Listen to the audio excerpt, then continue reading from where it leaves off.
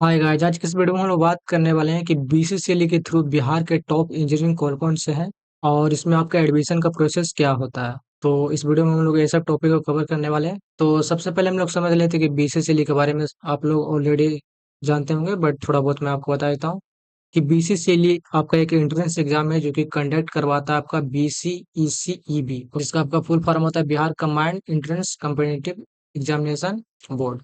तो बीसीसीएल क्या है आपका?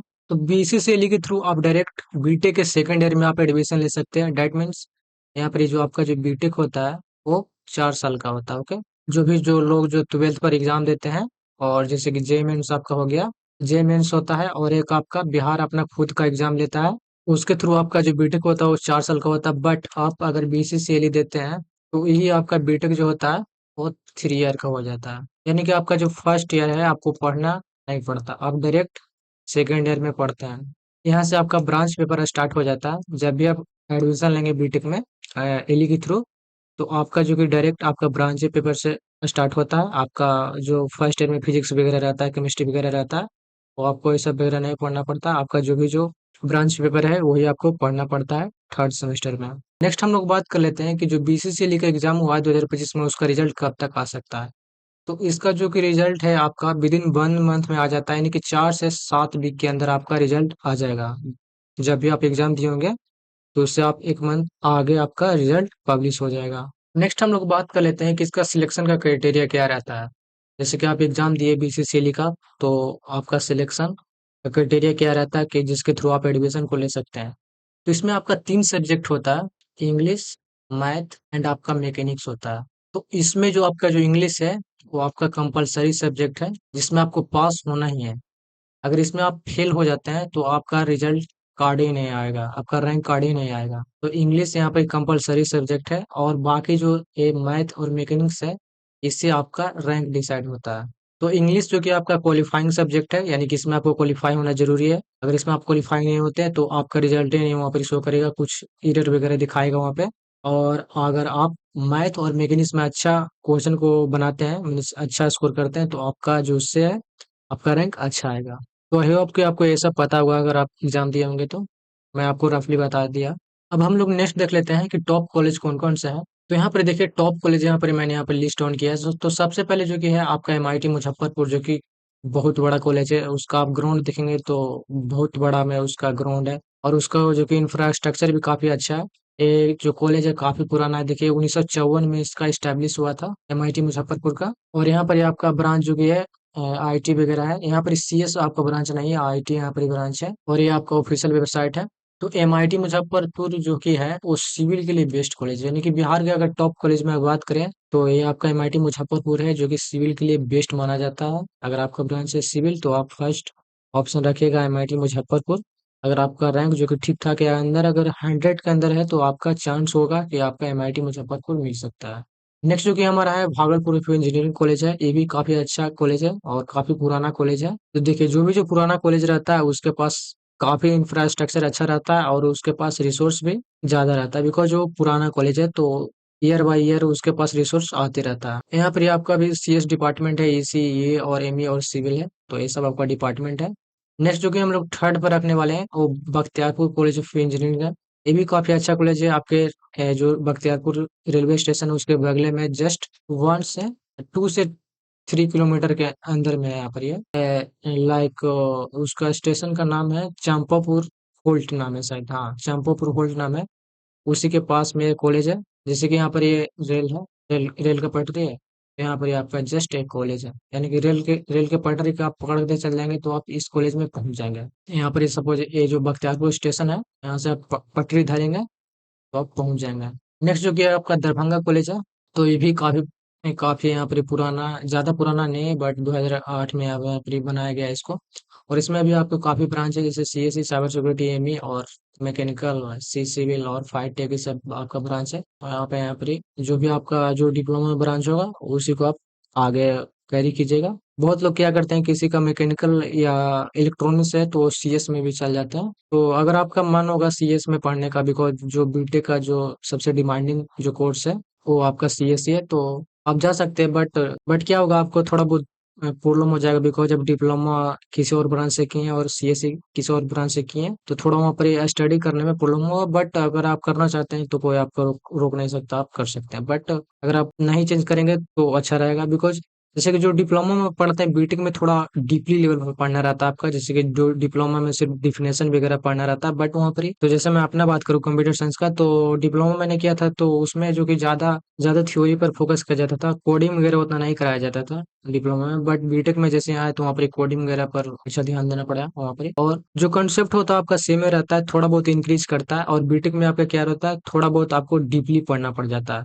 बट अगर आपका डिप्लोमा में जो है आपका फाउंडेशन अगर स्ट्रॉन्ग है तो आप बीटेक इजीली आप पढ़ सकते हैं, कोई आपका टेंशन होने वाला नहीं है। तो आप सेम ब्रांच के साथ जाएंगे तो आपका ये बेनिफिट रहेगा कि आपका फाउंडेशन स्ट्रॉन्ग रहेगा, और बीटेक में जाएंगे तो और आपका और अच्छा हो जाएगा वहाँ पे।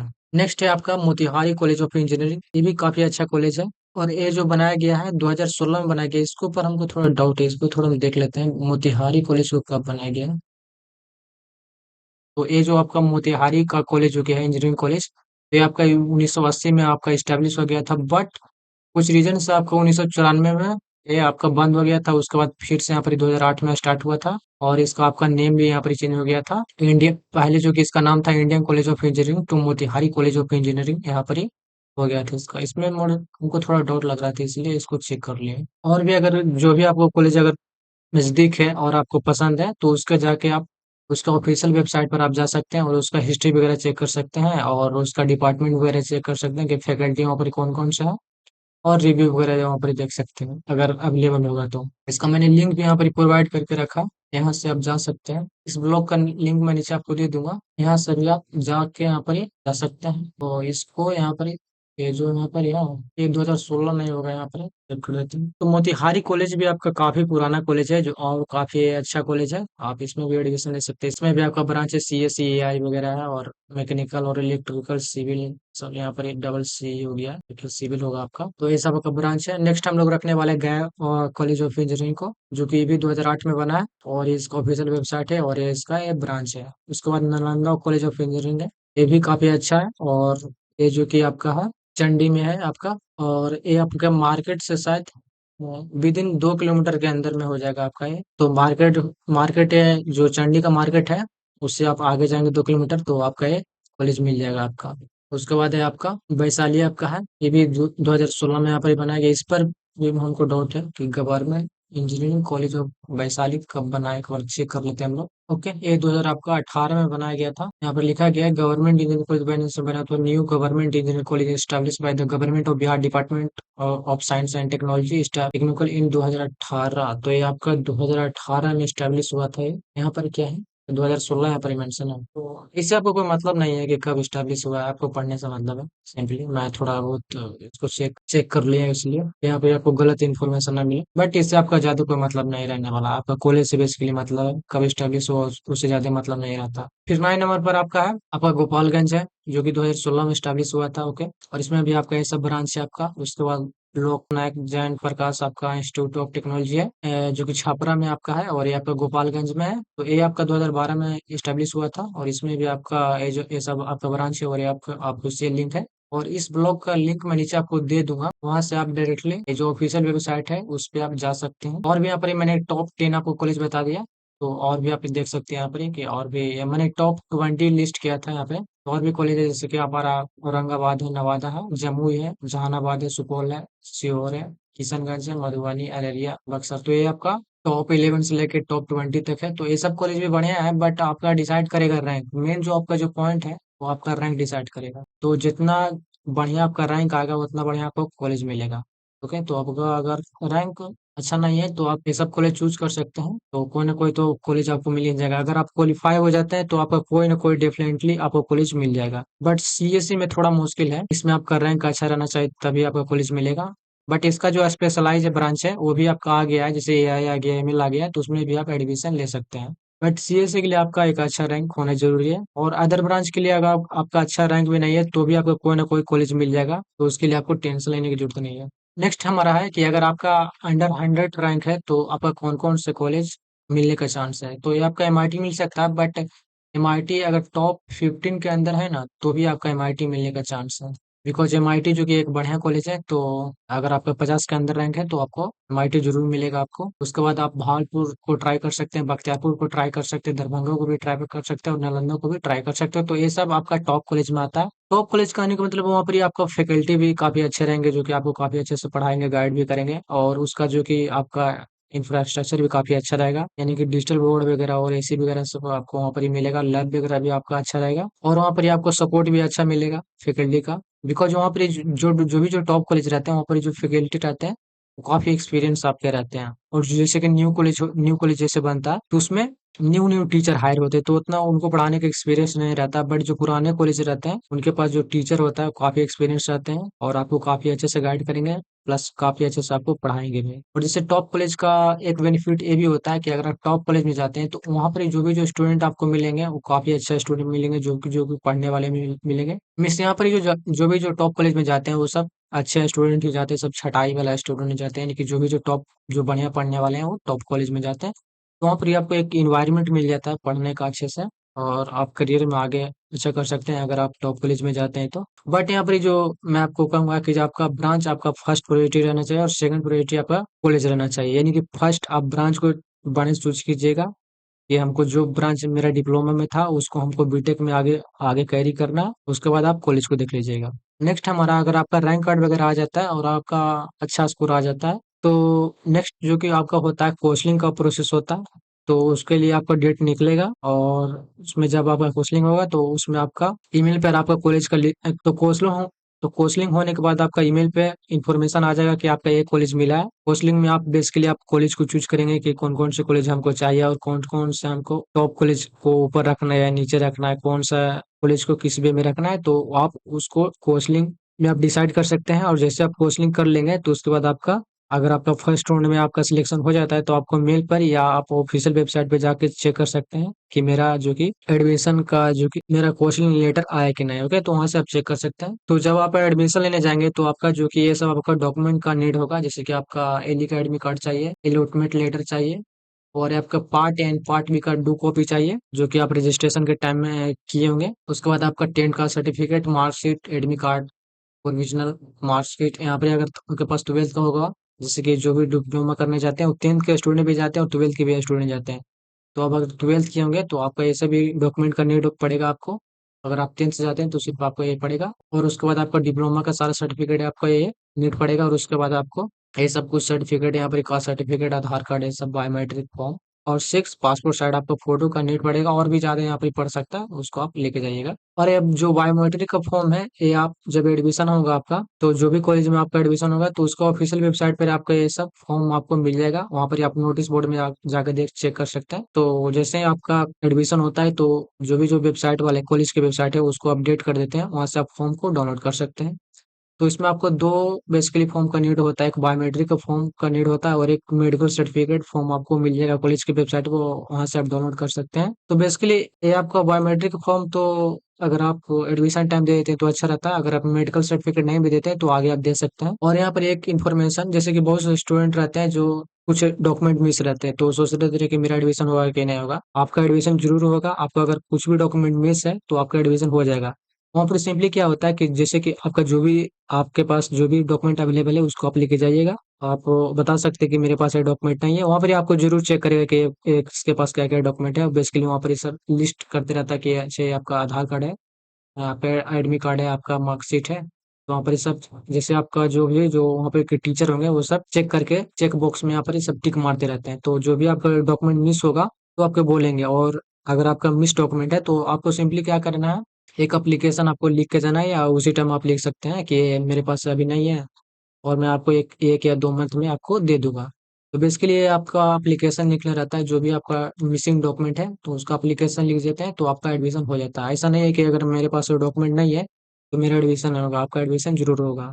सिर्फ वहाँ पर ही आपको एप्लीकेशन लिखना पड़ता है और कुछ नहीं। और एडमिशन फी और हॉस्टल फी की अगर बात करें तो एक कॉलेज टू कॉलेज वेरी करता है, बट एडमिशन फी अप्रोक्स 3,000 से 4,000 के बीच में आपका रेंज रहता है इसका। 3,000 से 4,000 के बीच में आपका रेंज रहता है इसका। और हॉस्टल फी और मेस फी इसका कॉलेज टू कॉलेज वेरी करता है कि कितना वो लोग चार्ज करते हैं। और यहाँ पर एक पॉइंट और भी है कि जैसे कि आप एडमिशन लेने जाते हैं तो वहाँ पे आपको पूछेगा कि आपको हॉस्टल में रहना है या नहीं रहना है। अगर आपको रहना होगा तो उसी टाइम आपको एक फॉर्म दिया जाएगा, उसको आपको फिल कर देना और कुछ आपको उससे चार्ज ले लेंगे। जो भी हॉस्टल में आप रहेंगे तो उसका आपको चार्ज देना पड़ेगा हॉस्टल का, और उस आप फॉर्म भर देंगे और आपका जब भी आप आएंगे तो अपना सामान वगैरह सब शिफ्ट कर सकते। अगर आपको हॉस्टल नहीं लेना है तो आपको कुछ नहीं करने की जरूरत है।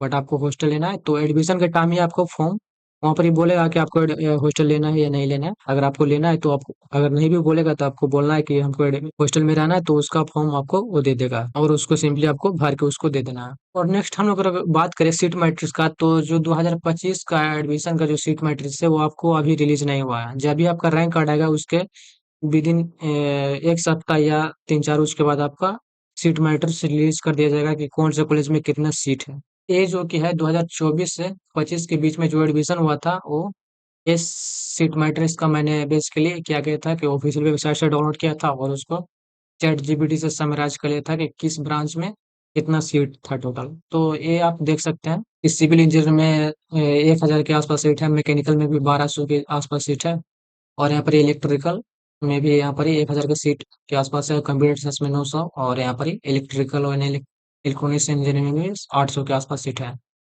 तो ये बेसिकली मैंने क्या किया था कि चैट जीपीटी से जो 2024 का जो मैट्रिक्स था, सीट मैट्रिक्स था, उसको मैंने दिया था और उसको बोला था कि हमको कैलकुलेट करके दे दो कि किस ब्रांच पे कितना टोटल सीट है। तो ये बेसिकली आपका रेफरेंस के लिए मैंने आपको यहाँ पर ये बता दिया है कि कौन सा ब्रांच का कितना सीट है। तो ये जो 2025 वाला आपको आएगा, तो इसमें आपको साफ पता चल जाएगा कि किस कॉलेज में कितना आपका सीट है। तो इसके लिए आपको टेंशन लेने की जरूरत नहीं है। अगर आपका रैंक अच्छा है तो आपका कॉलेज अच्छा मिलेगा और आपका ब्रांच भी जो भी आप चाहेंगे वो मिल जाएगा आपको। और यहाँ पर 2025 में सीट बढ़ भी सकता है, बिकॉज बहुत सारे ब्रांच न्यू ब्रांच ऐड हुए हैं, तो आपका सीट बढ़ भी सकता है। और अगर आपको 2024 का सीट मैट्रिक्स देखना है तो इस ब्लॉग का मैं लिंक नीचे दे दूंगा, वहां से आप यहाँ से डाउनलोड कर सकते हैं 2024 का सीट मैट्रिक्स। यहाँ से आप डाउनलोड कर सकते हैं। यहाँ से बेसिकली आप डाउनलोड कर सकते हैं। यहाँ पर ये आपको पीडीएफ दिया गया है आपके, यहाँ से आप डाउनलोड कर सकते हैं। और 2025 का आएगा तो मैं आप पर ये अपडेट कर दूंगा। और यहाँ से आप नीचे, यहाँ से आप रैंक कार्ड भी डाउनलोड कर सकते हैं। जैसे ही रैंक कार्ड आएगा तो उसका मैं लिंक दे दूंगा, डायरेक्ट यहाँ से आप जा सकते हैं, या आप ऑफिशियल वेबसाइट से भी आप रैंक कार्ड डाउनलोड कर सकते हैं। तो अगर रैंक कार्ड का, तो अगर एग्जाम का रिजल्ट अगर आ जाता है तो मैं यहाँ पर लिंक को अपडेट कर दूंगा, यहाँ से भी आप जा सकते हैं। और ये आपका ऑफिशियल वेबसाइट है, यहाँ से आप जा सकते हैं, जिससे लिखा ऑफिशियल वेबसाइट पे। तो ये मैंने आपको ब्लॉग लिखा है यहाँ पे। यहाँ पर ही मैंने डिटेल बताया कि क्या प्रोसेस रहने वाला आपका। और यहाँ पर जो कि टॉप 20 कॉलेज था वहाँ पर ही मैंने आपको मेंशन किया था। और यहाँ पर जो आपका टॉप 20 कॉलेज है यहाँ पर भी आपको मेंशन किया गया है, यहाँ से भी आप देख सकते हैं। और भी अगर कॉलेज के बारे में अच्छे से जानना है तो जो भी कॉलेज आपको पसंद है उसको ऑफिशियल वेबसाइट पे जाके आप छानबीन कर सकते हैं। इससे कि अगर भागलपुर हमको पसंद है तो भागलपुर पसंद है तो यहाँ पर जा सकते हैं। सपोज हमको अगर चंडी पसंद है तो चंडी का लिंक कहाँ है, यहाँ पर ही मैंने आपको लिंक भी प्रोवाइड कर दिया ताकि आपको कोई दिक्कत नहीं हो। इंजीनियरिंग कॉलेज चंडी, यहाँ से आप चंडी पर जा सकते हैं। अब मेरे में क्रोम में कुछ प्रॉब्लम हो गया है क्या? यहाँ से हम लोग चल जाते हैं, लिखेंगे एनसी चंडी।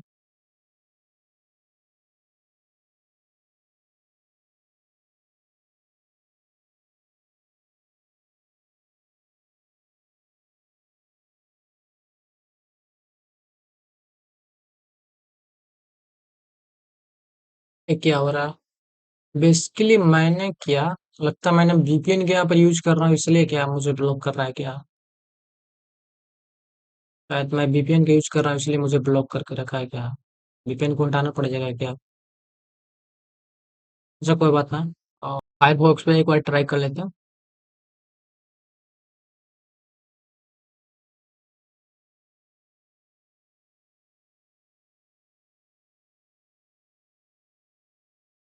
आपके केस में ऐसा नहीं होगा, आपको डायरेक्टली ओपन हो जाएगा वेबसाइट। मैं थोड़ा वीपीएन यूज करता हूँ इसलिए मुझमें थोड़ा लगता है मेरे सिस्टम में थोड़ा प्रॉब्लम कर रहा है। मेरा यहाँ पर वीपीएन ओपन है क्या ये?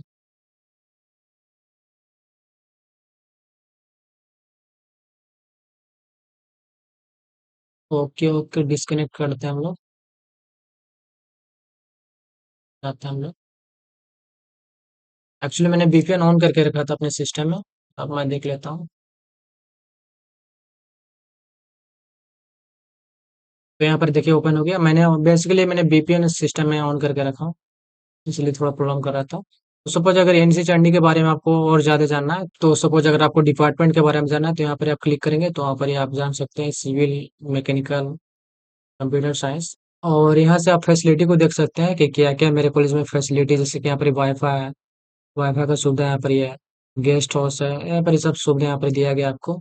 और ये आपका नोटिस बोर्ड है, तो यहाँ पर ये जो भी जो लेटेस्ट इन्फॉर्मेशन रहता है, यहाँ पर ये आपको दिख जाएगा। और भी यहाँ पर देख सकते हैं, और भी अगर आपको रिसर्च करना है, तो यहाँ पर ये अबाउट हाउस में जा सकते हैं, हिस्ट्री वगैरह देख सकते हैं। तो यहाँ पर आपको हिस्ट्री वगैरह पता चल जाएगा, जैसे कि यहाँ पर 2008 में इस्टेब्लिश हुआ था, यानी कि बना था ये। और यहाँ पर प्रिंसिपल, और यहाँ पर विजन और मिशन को भी देख सकते हैं, क्या इसका विजन और मिशन है। तो यहाँ से आप छानबीन कर सकते हैं क्या क्या, अगर आपको ज़्यादा इंटरेस्ट है आपके कॉलेज में। एडमिशन से पहले थोड़ा बहुत तो कर ही सकते हैं, आपके पास टाइम होगा तो थोड़ा बहुत कर सकते हैं। जो भी जो आपको पसंद कॉलेज है, तो उसका ऑफिशियल वेबसाइट पे जाइए और देखिए कि क्या क्या फैसिलिटी दिया गया है, कि कौन कौन से डिपार्टमेंट है। तो यहाँ पर देख सकते हैं artificial intelligent and machine learning भी यहाँ पे है, aeronautical engineering, computer science, electrical, mechanical, civil है। कोई अगर कंप्यूटर साइंस के बारे में जानना है, तो यहाँ पर आप कंप्यूटर साइंस के बारे में जान सकते हैं। यहाँ पर लैब के बारे में डिटेल दिया गया आपका। यहाँ पर लैब एंड इंफ्रास्ट्रक्चर को यहाँ पर दिया गया, या इमेज वगैरह तो यहाँ पे लगा नहीं। और भी यहाँ पर देख सकते हैं about computer science and engineering को देख सकते हैं यहाँ पर।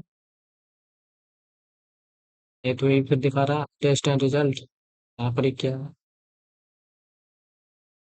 टेस्ट एंड रिजल्ट में कुछ नहीं है यहाँ पर। तो सिर्फ यहाँ पर लिंक प्रोवाइड कर दिया गया है, और यहाँ पर कुछ इन्फॉर्मेशन तो दिख नहीं रहा। अटेंडेंस का क्या लोचा है यहाँ पे भाई, यहाँ पे अटेंडेंस भी कुछ दिख नहीं रहा हमको। कोई बात ना, यहाँ से आप कोई भी वेबसाइट, तो जो भी जो आपको पसंद कॉलेज है, मीन्स आप चाहते हैं कि उस कॉलेज में हमको एडमिशन लेना है, तो वहाँ से आप थोड़ा बहुत देख सकते हैं, थोड़ा बहुत रिसर्च कर सकते हैं। उसका पिक्चर वगैरह देख सकते हैं। और यहाँ पर पिक्चर की अगर बात करें, तो यहाँ पर सपोज अगर हमको एमसी चंडी का पिक्चर देखना है कि कॉलेज का पिक्चर क्या है, तो यहाँ पर एमसी चंडी लिखिएगा, और यहाँ पर इमेज के आपको सेक्शन में जाना है।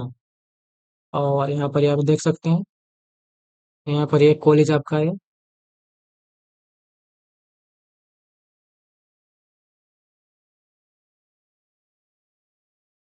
ये तो शॉर्ट में है।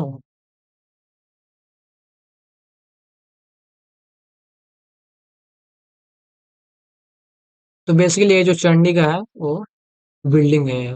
तो यहाँ से आप देख सकते हैं कि कॉलेज का इंफ्रास्ट्रक्चर क्या है, ये सब देख सकते हैं। और अगर वीडियो वगैरह भी अवेलेबल है, तो यहाँ पर से आप देख सकते हैं, जो कि जो आपके सीनियर ने बना के यहाँ पर डाला है यहाँ पर। और यहाँ पर शॉर्ट वीडियो भी शायद यहाँ पर ही है। मैप वगैरह भी यहाँ पर ही देख सकते हैं, किस तरह से हमको पहुंचना है इनसे चंडी। और इमेज वगैरह आप देख सकते हैं। तो इस प्रकार से आप थोड़ा बहुत देख सकते हैं। अगर आप क्वालिफाई हो जाते हैं एली के एग्जाम में, तो जो भी आपका कॉलेज पसंद पड़ता है, तो उसको ऑफिशियल वेबसाइट पर आप जाकर थोड़ा बहुत रिसर्च कर सकते हैं, क्या क्या फैसिलिटी दिया गया है, और क्या क्या वहाँ पर इस सुविधा अवेलेबल है, ये सब देख सकते हैं। कौन कौन से डिपार्टमेंट है, और कौन सा डिपार्टमेंट कौन सा सब्जेक्ट पढ़ाता है। सपोज अगर सीएससी के बारे में भी हमको रिसर्च करना है, तो वहाँ पर सिंपली डालिएगा, जो भी आपको कॉलेज रहेगा उसके बाद आप डाल दीजिएगा सीएस डिपार्टमेंट, तो वहाँ पर ही आपको मेंशन मिल जाएगा। सपोज अगर हम लोग देख लेते हैं, मैं आपको एग्जांपल दे देता हूँ। सपोज मुझे जानना है, क्या जानना है, एमआईटी का आईटी डिपार्टमेंट। तो यहाँ पर हम लोग जाते हैं, लगता है यूएस वाला खुल गया क्या एमआईटी। रुकिए रुकिए रुकिए रुकिए, यहाँ पे एक एमआईटी यहाँ पर यूएस में भी है, जो कि काफी वहाँ पर टॉप कॉलेज है यूएस का। एमआईटी मुजफ्फरपुर डालना पड़ जाएगा। MIT Muzaffarpur IT department, because वहाँ पे सीएस डिपार्टमेंट नहीं है आपका, आईटी डिपार्टमेंट। फैकल्टी यहाँ पर आप देख सकते हैं कि कौन कौन से फैकल्टी हैं यहाँ पे। तो यहाँ पर देख सकते हैं आपका फैकल्टी है विजय कुमार, श्वेता कुमारी, और यहाँ पर डॉक्टर राजीव रंजन है। तो यहाँ पर तो हमको तीनों फैकल्टी दिखाई दे रहे हैं, और भी यहाँ पर स्टाफ है आईटी में। तो यहाँ पर स्टाफ तो कुछ दिख नहीं रहा हमको। ओके, तो यहाँ पर फैकल्टी के यहाँ पर देख सकते हैं, इन्फॉर्मेशन यहाँ पे से ले सकते हैं। बट यहाँ पर आपको कॉल वगैरह नहीं करना है, यहाँ पर एक नंबर भी दिया गया है, तो आपसे रिक्वेस्ट है कि आपको कॉल नहीं करना है सर। और यहाँ से आप क्वेश्चन बैंक वगैरह भी डाउनलोड कर सकते हैं, शायद अगर इन्होंने लिंक प्रोवाइड किया होगा तो यहाँ से आप क्वेश्चन वगैरह भी आप डाउनलोड कर सकते हैं। बट यहाँ पर क्वेश्चन वगैरह नहीं दिया गया, सिर्फ लिंक दे दिया गया है। बट ये आपको क्वेश्चन यहाँ पे मिल जाएगा, आपका यहाँ पे मिल जाएगा, इस वेबसाइट पर आपको मिल जाएगा, सी एस स्टडी 247 पे आपको मिल जाएगा क्वेश्चन पेपर व्यू का, आपका सीएस डिपार्टमेंट का। वहाँ पर सारा क्वेश्चन पेपर आपका डाला गया है। ओके, तो इस तरह से मैंने आपको एक एग्जांपल आपको बताया कि किस तरह से आप कॉलेज के बारे में रिसर्च वगैरह कर सकते हैं, इमेज वगैरह देख सकते हैं, और फैकल्टी वगैरह का इंफॉर्मेशन आप निकाल सकते हैं, और आप कॉलेज के बारे में भी जान सकते हैं, कब इस्टेब्लिश हुआ है और कितना पुराना कॉलेज है। तो ये सब आप लिस्ट निकाल सकते हैं। कॉलेज का थोड़ा बहुत आप रिसर्च कर सकते हैं, अगर आपको उस कॉलेज में अगर आपको एडमिशन लेना, तो आप ये सब कर सकते हैं। तो आई होप कि आपको ये वीडियो पसंद आया होगा। तो मिलते हैं किसी नेक्स्ट वीडियो में। तो thank you for watching this video.